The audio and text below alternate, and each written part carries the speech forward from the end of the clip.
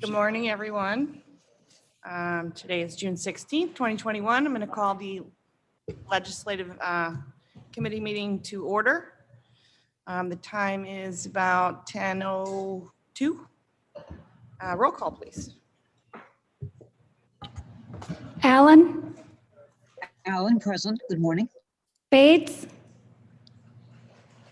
Brown, Brown here. Silva, Silva's here. Strathman, Strathman here. Shepro, Shepro here. Burok, and Gums. Here. You have a quorum. Thank you. I would ask for a motion to approve the minutes. Allen moves. Strathman seconds. Ellen moves, Strathman seconds. Roll call. Allen, Allen, aye. Bates, Brown, Yes. Silva, Silva, yes. Strathman, Yes. Gums. Yes. Passes, thank you. Do we have any public comment? I don't believe we do.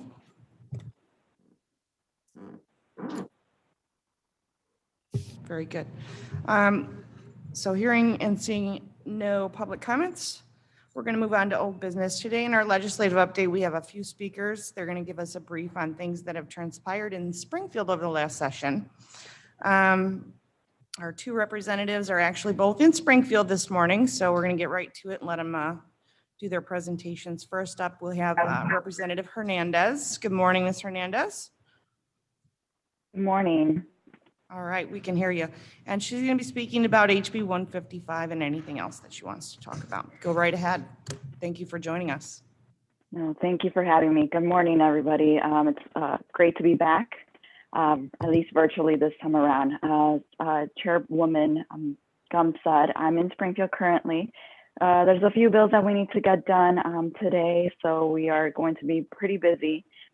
We unfortunately do not have an energy bill that we're going to be taking up today. Unfortunately, the Senate did not take any action yesterday. So we might be back before August 31st. That's what I'm hearing at least. But HB 155 is a bill that I was able to sponsor this session that would include menstrual hygiene products in SNAP and WIC, and also include diapers in there. It is federal approval or pending federal approval. So that is something that I have to tackle next in Congress. Hopefully we can get a few Congress men and women from our area that can support and create a waiver to allow this bill to just go through and get accomplished. But this is really important because many young women and menstruators overall cannot afford these products, cannot afford menstrual hygiene products or diapers. So this is a way to help low-income families to be able to have access to that. I also have another bill, HB 156, that is around the same lines of menstrual hygiene. That would include menstrual hygiene products in schools from 4th through 12th grade in all bathrooms. So yes, that would include male bathrooms as well. So that is a new thing that we were able to do. Hopefully the governor will sign both of the bills. And of course, I know Representative Kivaway will be talking about a little bit of everything else that is going on in the General Assembly. But if you have any questions, I'm here able to answer them. Thank you so much. I'm not sure if we have Representative Kivwood on the line yet. She did run into some traffic, so hopefully she'll be able to join us. Madam Chair, Go right ahead. I would just like to say to Representative Hernandez, thank you for this bill. This is Strathman speaking, and I had called your staff when I was sitting on the Riverboat Funding Committee, and I educated myself, and then we educated the committee with the information that these products were not available with the SNAP funds. And I really appreciate that you have taken this, that you're doing this.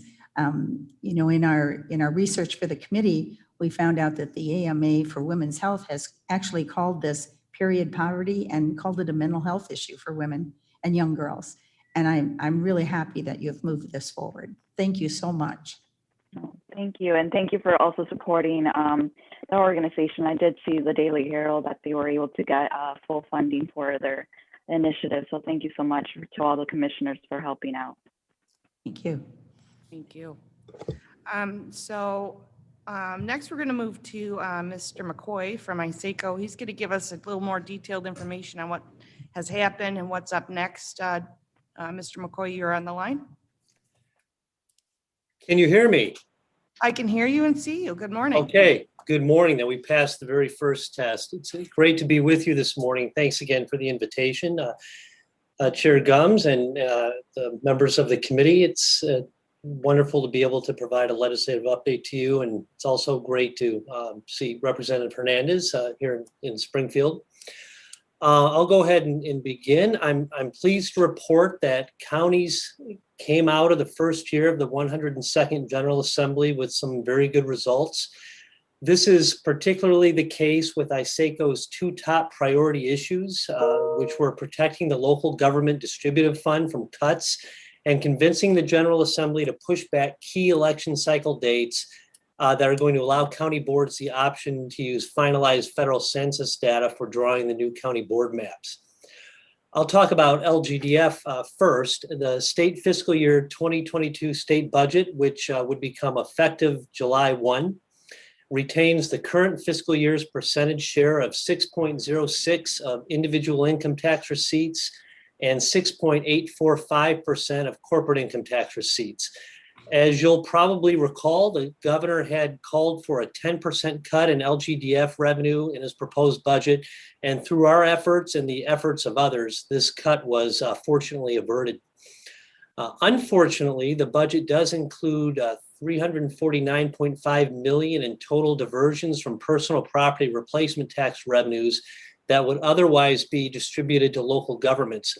This was in no way a surprise because PPPRT diversions have occurred regularly for at least a decade as the state continues its policy of tapping into this revenue source.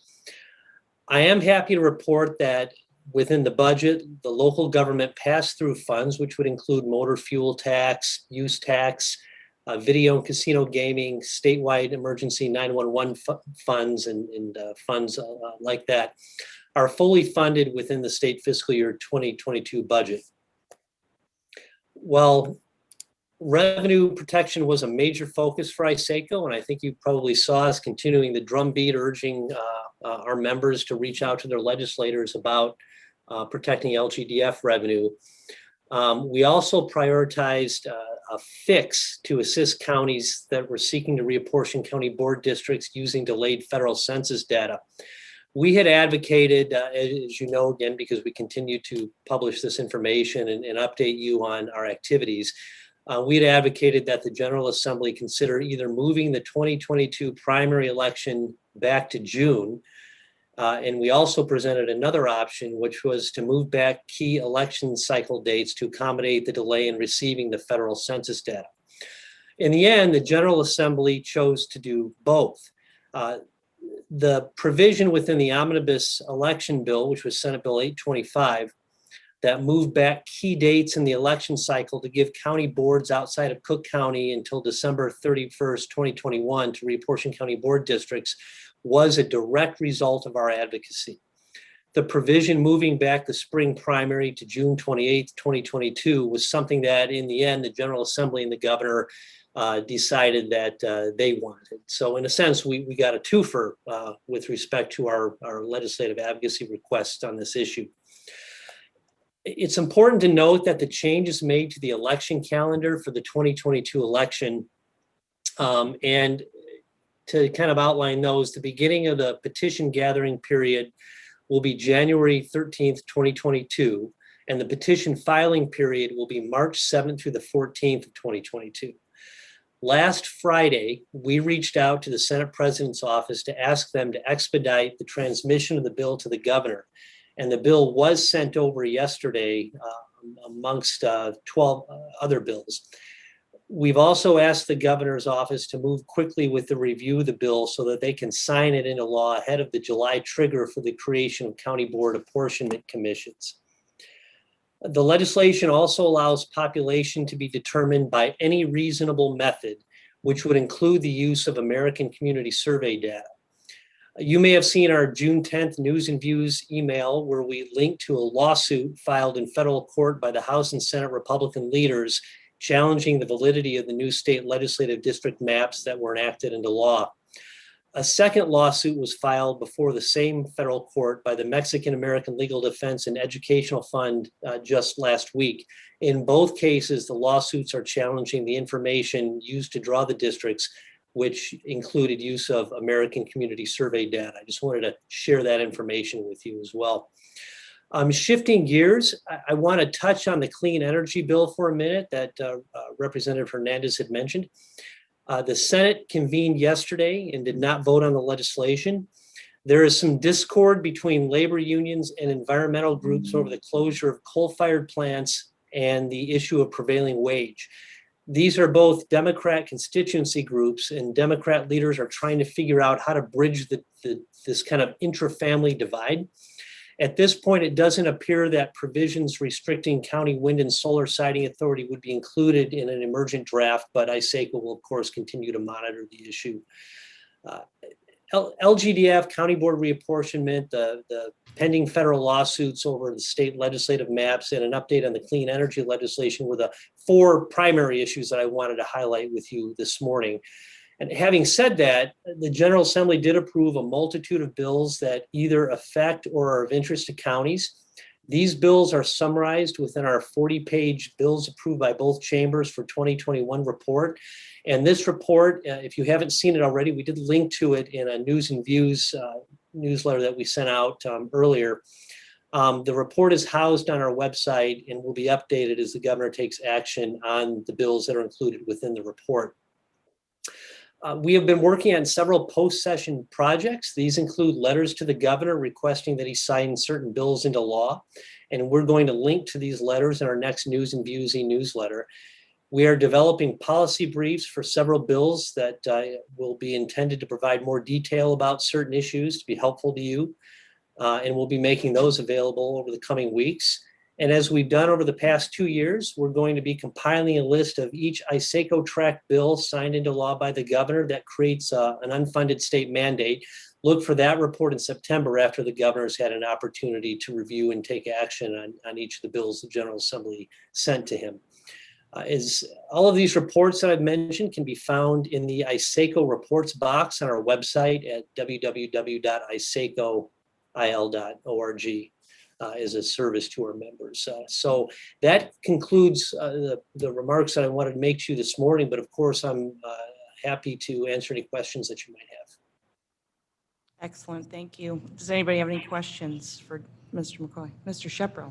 Yeah, Joe, did the governor sign the omnibus election bill yet? I'm hearing different things about the one that incorporated the primary change date.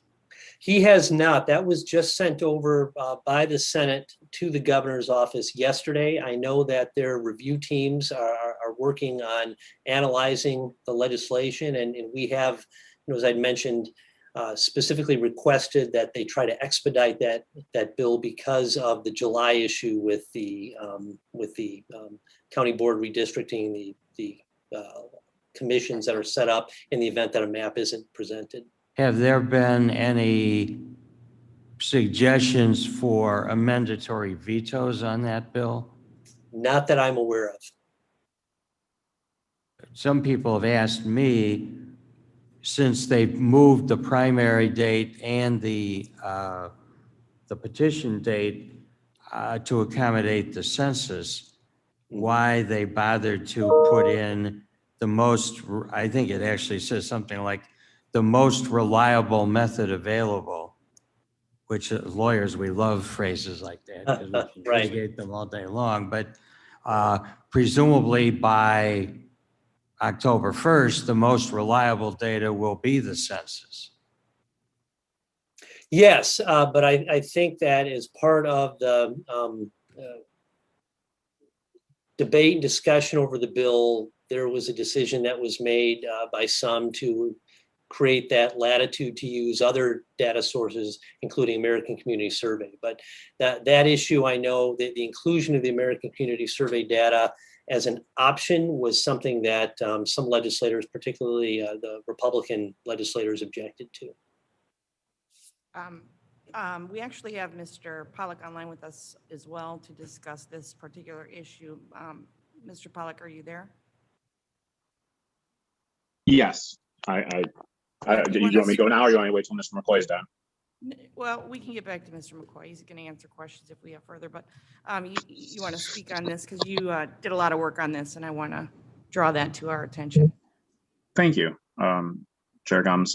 With regard to that particular question on the use of the ACS data, Mr. Chaparro might remember, and when we were, on the task force and some discussions about what the fix was going to be when we had all these conflicting dates regarding what the county had to do when and what the election code said.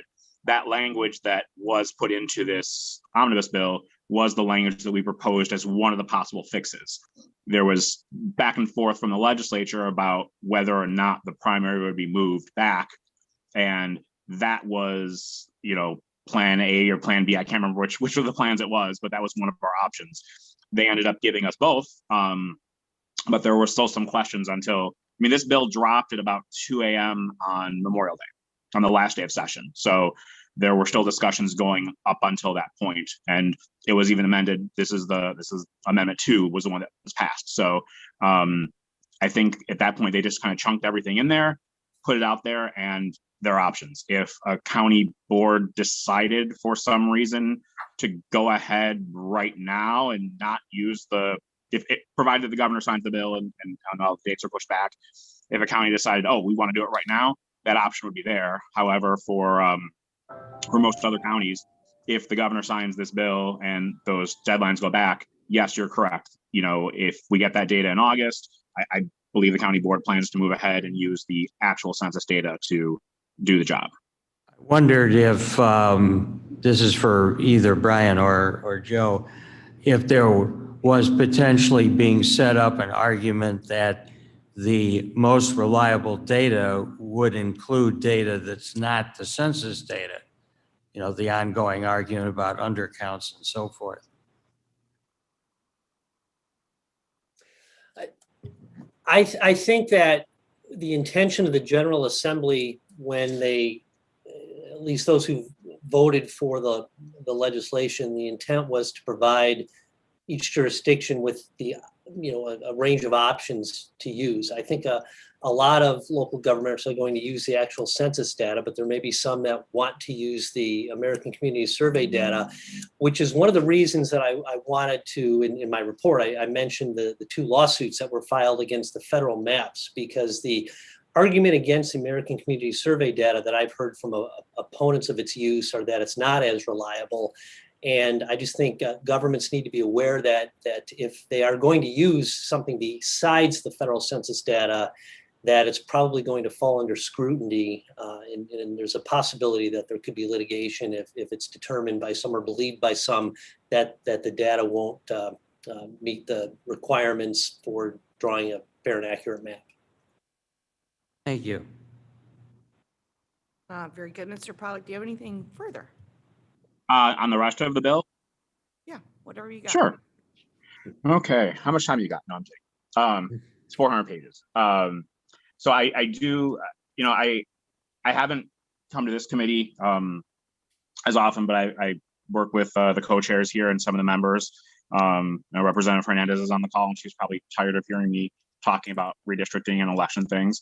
But, one thing that I don't know if all the members really understand, but you've got a clerk who's been very forward thinking about a lot of these issues for years. And some of the things that are in this omnibus bill are things that Clerk Cunningham's been working on for years, and his office has been trying to advance. There are some big changes we've always pushed for making sure we have transparent, accurate, secure, safe elections.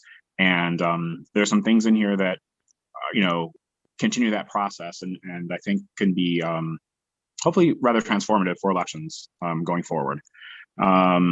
The state board had a few things on cybersecurity. They've been pushing it for years. So have we, continuing to make sure that we have risk assessments and making sure that voters understand that our election systems are as safe and secure as possible. With regard to Mr. McCoy touched on the dates being pushed back. Basically, everything's going back about a little more than 3 months, except the filing period is actually going to be shorter. So instead, or I'm sorry, the circulation period is going to be shorter. Normally, you have 90 days to collect signatures.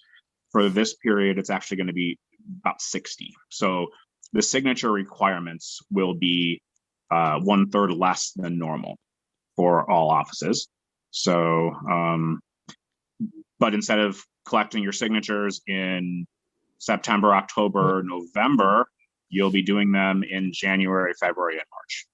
So that'll be interesting for candidates going out and there's several feet of snow or 20 below weather. But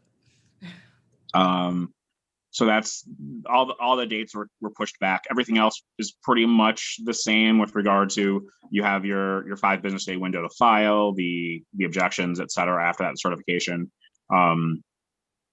The General Assembly last year made the November election a state holiday. They've done that again for November of 22. It's nice in the sense that it allows us to have more opportunities to use schools and to now this year with kids being back in school, we have more access to those student judges to try to recruit more since they'll be off of school and we can actually get to them. When kids were learning remotely last year, we didn't have access to talk to them about this opportunity. It's still kind of a middle ground. It's not quite, we were looking for some sort of consistency because it's nice that we know that in November, the schools will be closed and we could move polling locations there, but they're not gonna be closed, in other elections. So what you don't wanna do is change your polling locations all the time on your voters. So there was another bill that was passed, House Bill 4, I believe, that will allow districts to do e-learning days. So if a school uses a polling place, it could be an e-learning day, and that could maybe allow a bit more stability in using schools in the future. We introduced that language a couple of years ago before COVID, when districts really didn't know what e-learning is, and now they certainly do. I'd say one of the biggest changes in this bill, and it's been an issue that for which we've advocated for years, is what we call the permanent vote by mail list. And whether it was because of COVID or because of people actually liking the opportunity to have the opportunity to vote by mail, we had a big spike in mail turnout in last November's election. But for those of you that request a ballot or know people that did, just because you voted by mail last November didn't mean that at a consolidated election in April, you voted by mail. And so this current state law requires that anyone that wants to vote by mail must apply for each and every election. There are a couple townships in King County that had a consolidated primary in February and a consolidated election 6 weeks later. People that voted by mail in that primary in February had to request a ballot 6 weeks later in a mail ballot 6 weeks later in April. And so one of the solutions we looked at was allowing a voter to request a mail ballot for all elections. It obviously helps seniors, helps those with disabilities, and helps those who do prefer to have that option. One thing that I do want to make clear is that this isn't like other states where a ballot is mailed to you unsolicited. Only registered voters can complete an application to request a vote by mail ballot, whether it's a one-time or multiple times. So people that have deceased, people that have moved out of the county are not registered voters, thus they can't request a ballot. Thus they can't get a ballot. So it's not unsolicited, it's those who wish to vote by mail in every election will have that opportunity. The clerk's office has been a strong advocate of making sure that registered voters have every opportunity to cast a vote. Our office, we have an expansive early voting program. We have our 2 vote mobiles. We have a voter outreach program. This is a way of trying to make sure that everyone has the opportunity to vote in whatever method, legal, safe, transparent method as possible. And it's always been a little disappointing. We had a historic turnout last November, and then in April we had 11% turnout in county. And in other jurisdictions where they've gone to a permanent vote by mail list, you see those numbers come up for the consolidated elections. I mean, if you think about it, you had city councils, village boards, school boards, townships, park districts, all those things were on the ballot in November, and you had 11% of the population that voted on it. And so civic participation is important, and we want to get more people involved. And this could have a transformative effect on the election, hopefully in the future. And it's also a way of there are a few initiatives that we're working on in that. This is the first step, and so hopefully there's more to come. Another thing that came out of this bill that may seem minor, but it could have a big savings for taxpayers. There's a provision that would eliminate. So in consolidated elections, you need more than 4 candidates, so 5 candidates or more, to trigger a primary for, let's say, a city council race or a mayor's race or what have you. And we had a situation in Aurora in 2017 for a mayor's race where only 4 candidates actually went out and collected the signatures, filed, and got on the ballot. But you had several write-ins that all they had to do is go sign one form, and they got on a ballot in February and had a primary that cost taxpayers $100,000 that shouldn't have happened because they didn't go out and get signatures. A write-in certainly can run in an election, and they have the opportunity to run in the consolidated, in let's call it the general election, the April election. But because someone went and signed one form, we had a primary when we didn't need to. So we got that cleanup language, so that'll help save taxpayer dollars and not have elections that weren't necessary. We talked about the redistricting language. That was another thing that our office was involved in. But there are a few things that we're working on in a possible, whether it's a trailer bill or an extension of some of these things for veto session, and we'll see where that goes. But it was a lot of this has been the product of discussions for the last couple of years, and it's been harder with COVID because we didn't have all the face-to-face meetings that we wanted, and things popped up at the last minute. But it was a really great sign that the General Assembly was listening to a lot of these things that the clerk's office, and in particular our office, has been pushing, and we're grateful to that. And we hope the voters in Kane County and in the state really take advantage of that and see the way that they vote, have an opportunity to participate more in elections. So thank you. Do you have any questions? No, I just want to say thanks for all the work that you did. I know you worked hard, and Joe, collaborating with everyone matters, and I don't know how, I mean, I think I say it every meeting, but everybody has to put their feet to the ground and make the phone calls, send the letters, and I just want to thank everybody for doing that because it actually matters. So Mr. McCoy had said that we've got some post-session projects. I'd be glad to find out what we can do to help on those, get those letters out. So hopefully, Joe, we can chat about what you need, and we'll collaborate again and get some more stuff done. Sounds wonderful. All right. Thank you both for being here. I believe, Ms. Allen, go ahead. Thank you, Mr. Chairman. Brian, I just wanted to pass on again, your office, Clerk Cunningham's office, has been leading additional opportunities to vote for decades now. The bus, the early voting, the notices passed out in this climate going around the country. It's just so, I just feel so grateful to have an office and an administration that wants to get everyone voting. As long as you're a registered Martian in Kane County, there will be a way for you to vote. And it's just very refreshing, and I'm very grateful. So please pass on our thanks to you and your staff and to Clerk Cunningham. Thank you. Thank you. Thank you, Ms. Allen. So I don't believe that Representative Kifwood is logged on, but we thank her anyways. She'll be back, I'm sure. Ms. Hernandez is signed off as well, but we want to thank them for their time. I know they've got busy days today. And unless anybody has any more questions for Joe or Brian, I've got one other issue to talk about, but does anybody have any questions for them? All right, hearing none and seeing none. Thank you very much for joining us today, guys. Thank you. Do we have any comments from our co-chair?